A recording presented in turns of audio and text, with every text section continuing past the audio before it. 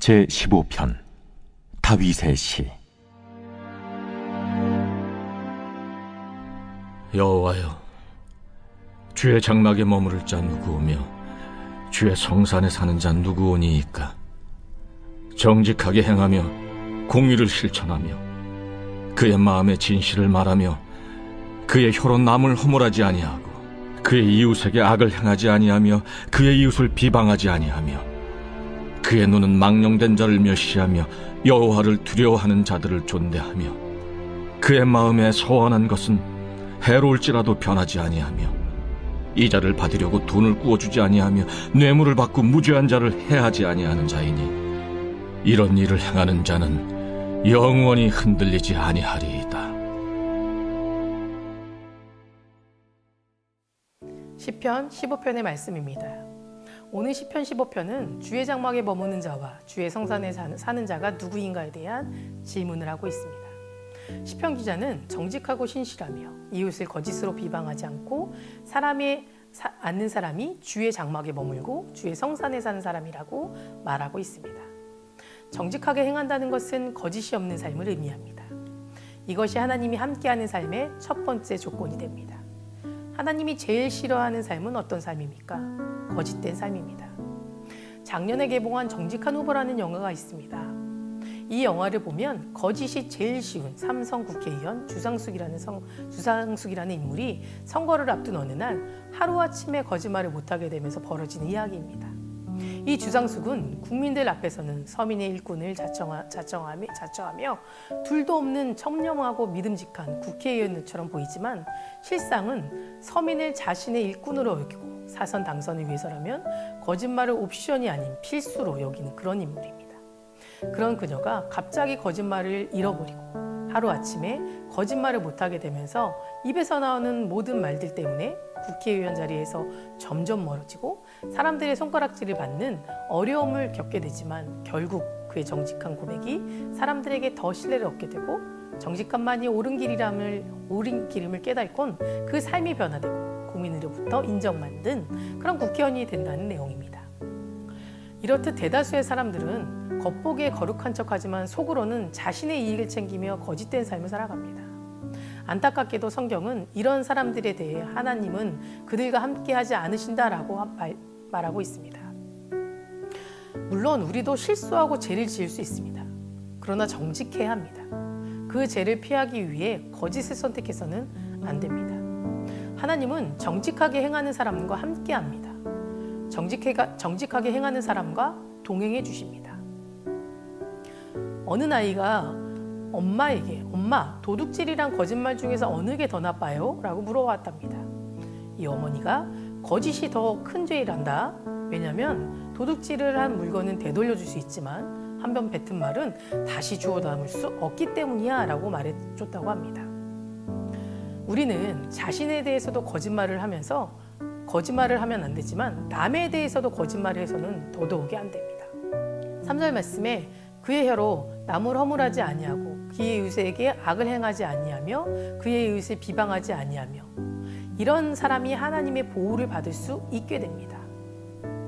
실언을 자주 하는 사람들은 신뢰를 얻을 수 없고 존경받지 못하게 됩니다.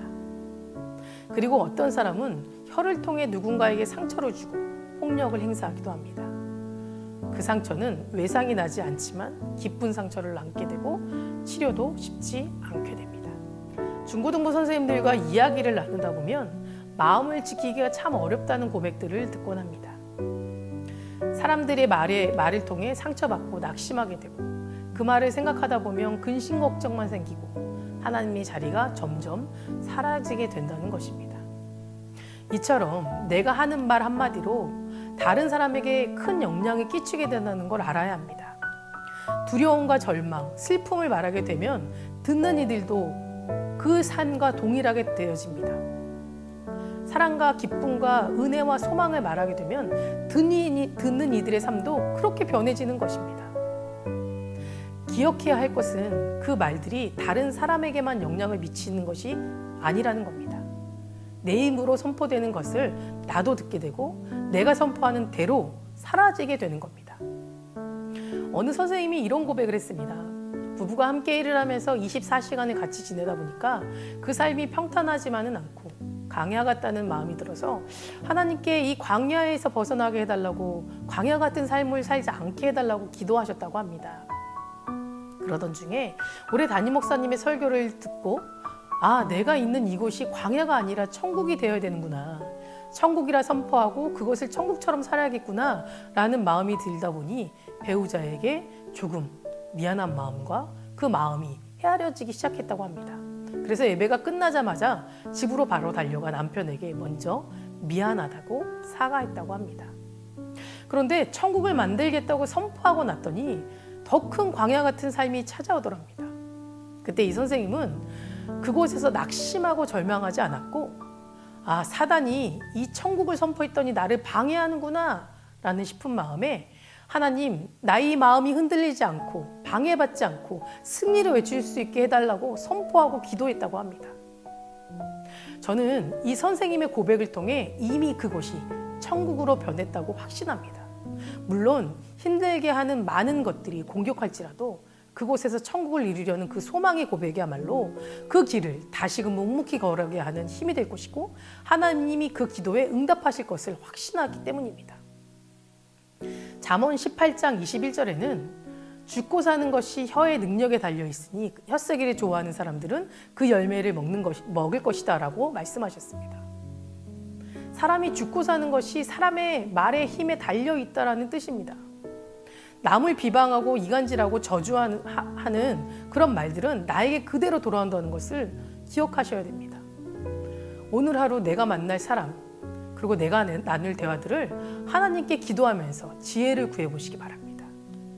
오늘 내 입술에서 나오는 고백들이 이래서 죽겠다, 저래서 죽겠다 그렇게 고백하지 마시고, 나의 삶을 인도하시는 분은 죽게 있다, 오직 죽게 있다, 죽게 있다 이렇게 고백해 보시기 바랍니다. 그 고백을 하나님께 들으실 거고 이루어 주실 줄을 믿으시기 바랍니다. 오늘 그 고백대로 우리가 살아가는 그런 하루 되시기를 간절히 소망합니다. 기도하시겠습니다. 나의 삶이 주님께 있음을 고백합니다.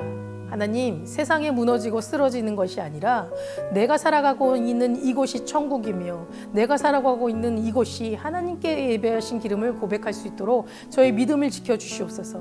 우리를 공격하고 우리를 힘들게 하는 많은 감정으로부터 하나님 자유해질 수 있도록 도와주시고, 근심 걱정으로 하루를 허비하고 보내는 것이 아니라 하나님이 주신 축복으로 정말 세상에 선포하며 내가 선포한 대로 그것을 이루실 주님을 소망하며 살아가는 그런 하루 되게 도와주시옵소서.